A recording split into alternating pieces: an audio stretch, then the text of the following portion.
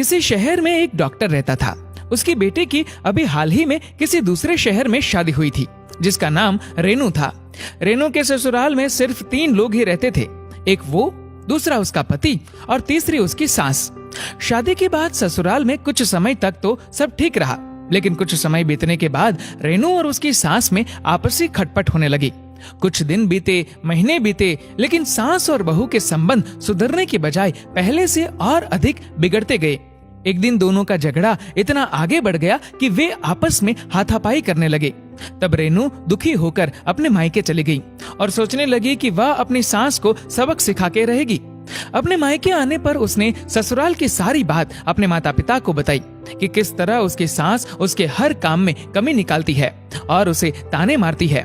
उसके पिता डॉक्टर थे, तो उन्होंने रेनू को बोला, मेरे पास एक ऐसी दवाई है जिसे अगर तुम अपनी सास को रोजाना खाने में मिलाकर दो तो अगले 6 महीने में तुम्हारी सास गुस्सा करने के बजाय शांत रहना शुरू कर देगी।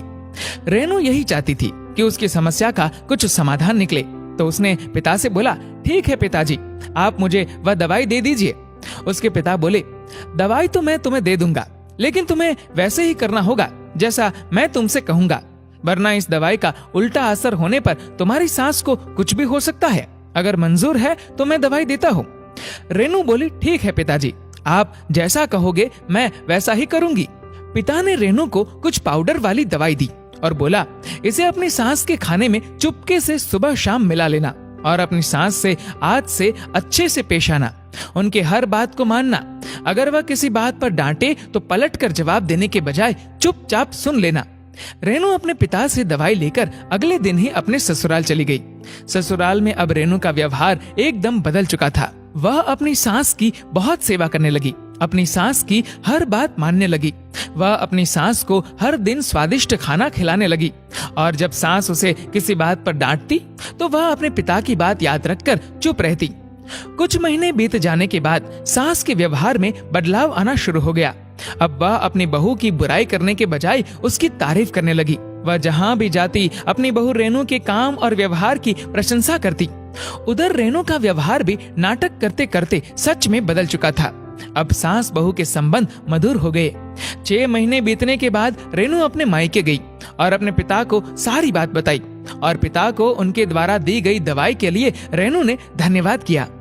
रेनू की बात सुनकर उसके पिता हंसने लगे और बोले, बेटी, दरअसल बात ऐसी है, ये सब मेरी दवाई से नहीं हुआ। मेरी दवाई तो बस स्वास्थ्य को सही रखने वाला पाउडर था। ये सब बदलाव तुम्हारे दिमाग और नजरिए में बदलाव करने के कारण आया है। ऐसी आज तक कोई दवाई बनी ही नहीं। लेकिन जो भी हो, मैं बहुत खुश हूँ कि तुमने अपनी सास की जो सेवा की और जो प्यार अपनी सास को दिया, उसके कारण तुम दोनों के आपसी संबंध बहुत ही मधुर हो गए हैं। अब अपने ससुराल जाओ और अपने पति व सास के साथ खुशहाली से जीवन बिताओ। दोस्तों, ये कहानी बहुत ही बड़ा संदेश देती है कि कैसे हम अपने रिश्तों को टूटने से बचा सकते हैं।